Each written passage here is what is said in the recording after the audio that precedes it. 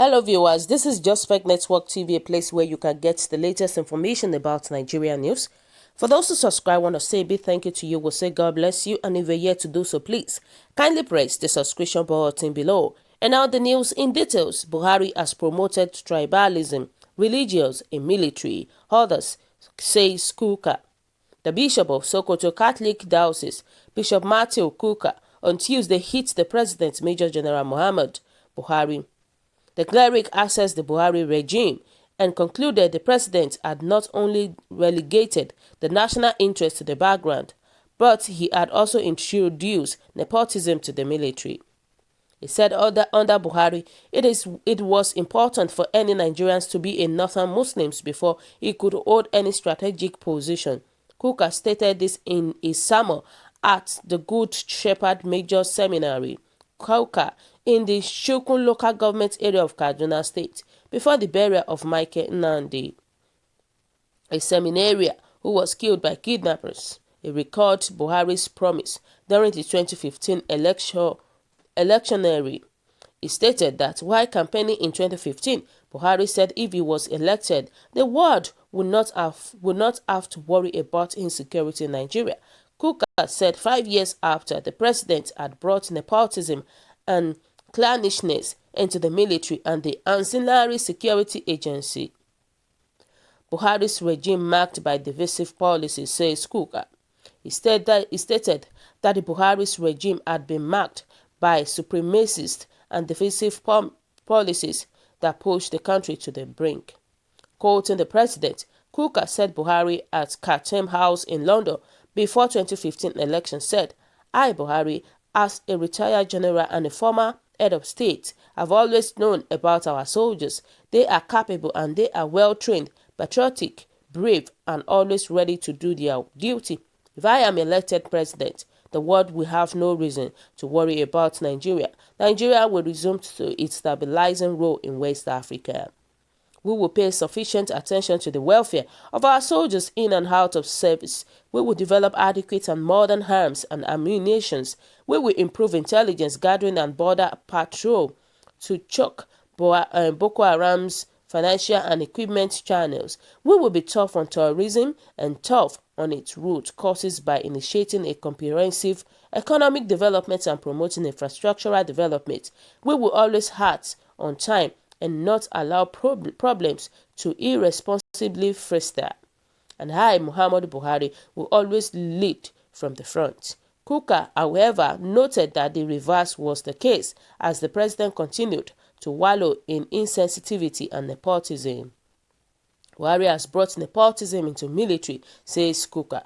The cleric stated no one in that hall or anyone in Nigeria doubted the president who ran his campaign on a tank supposedly full of the fuel of integrity and moral probity.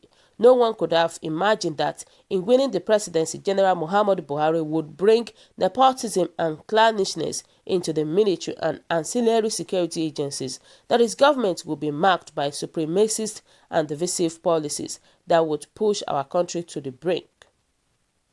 Buhari has subordinated Nigeria's interests to his religion's interests, says Kukah. The president has displayed the greatest degree of insecurity, of insensitivity in managing our country's rich diversity. He has subordinated the larger interest of the country to the hegemonic interest of his core religionists and clashmen and women. To hold strategic position under Buhari, it is important you are northern Muslims, says Kukah. The impression created now is that to hold a key and strategic position in Nigeria today, it is more important to be a northern Muslim than in Nigeria. He said the nation was at crossroads and its future hung precariously in the balance. Kukah stated, "Our nation is like a ship stranded on the high sea. Wilderness and with broken navigational aid. Today, our year of hypocrisy, duplicity, fabricated integrity, false piety, empty morality, fraud, and Phariseeism have caught up with us. Nigeria is at a crossroad, and its future hangs precariously in the balance. This is a wake-up for us, says Nigeria, not worth dying for, the cleric said. With the current situation, Nigeria was not worth dying for. He stated Nigeria is at a point where we must call for a verdict. There must be something that a man nailed. A nation should be ready. A nation should be ready to die for. Sadly, or even tragically, today Nigeria does not possess that set of goals or values for which any sane citizen is prepared to die for. For her, perhaps, I should correct myself and say that the average office holder is ready to die to protect his office, but not for the nations that has given him or her that office. The Yoruba says that if it takes you 25 years to practice madness, how much time would you take to put it into real life? We have practiced madness for too long. Buhari has run most nepotistic and narcissistic government in Nigeria. He added that Buhari remained the only president in the history of the country that had run the most nepotistic government in known history. Kukah said today, in Nigeria, the noble religions of Islam has convulsed. It has become associated with some of the worst fears among our people. Muslim scholars, traditional rulers, and intellectuals have continued to run out helplessly, asking for their religions and region to be freed from their chokehold. This is because in all of this, neither Islams nor the North can identify any real benefits from this year that have been consumed by the locusts that this government has unleashed on our country. The Fulani, as his innocent kinsmen, have become the subjects of opprobrium, ridicule, defamation, calumny, and obloquy. His North has become one large graveyard, a valley of dry bones, the nastiest and the most brutish part of our dear country. Why have the gods rejected this offering, despite running the most nepotistic government in known history? There are no answers to the millions of young children on the streets in northern Nigeria. The North still has the worst indices of poverty, insecurity, stunting, squalor, and destitution. Kukah said the persecution of Christians in the North was as old as the modern Nigerian state. He stated that Nigerians had been told that insecurity in the country had nothing to do with religions. He asked, really? It is what happens when politicians use religions to extend the frontiers of their ambitions and power. Are we to believe that simply because Boko Haram kills Muslims too, there were no religious gap?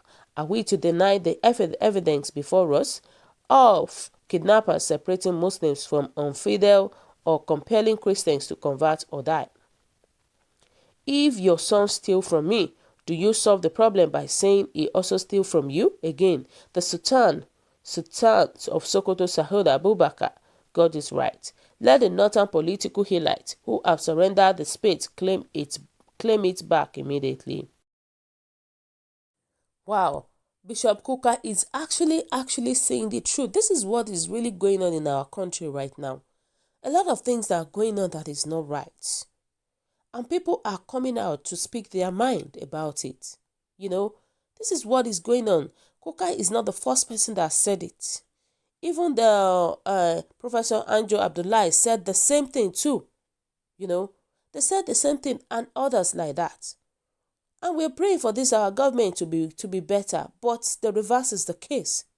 And people are tired of all this so many atrocity that is going on in Nigeria right now. And you remember that the presidency said that the elder statesman was a general without troops. Then Lamido said the same and a host of others in the past. The question now is this. Nigerians, where are we going from here? Where is our destination? Where are we going? Because people are tired of all those killings. People are tired. And my question is this: must these killings, this kidnapping, this armed robbery, and a lot more, must it continue? Does it have to continue? Because our government needs to do something tangible about this issue of kidnapping. You know, people are tired already.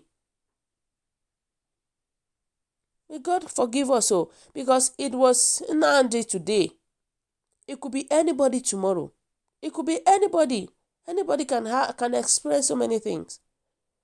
May God forgive us. May God forgive us. It's just a sad thing that our governments and Nigerian leaders right now, they are not doing the right thing entirely. They are not doing the right thing. And somebody said that these are the kind of people we need that can open up and pour out their minds over the state of our dear nation, Nigeria. Day in, day out, all we could hear is robbery, kidnapping, herdsmen, Boko Haram and all that, terrorism here and there. Those are the only things this APC could offer us. Those are the things that they can offer us. May God help us. Because if we keep talking today, we'll feel sober, we will not be happy about the Nigerian system right now. So guys, what do you think? Your comment is highly appreciated. Kindly drop your comment at the comment section below, and God bless you. Bye.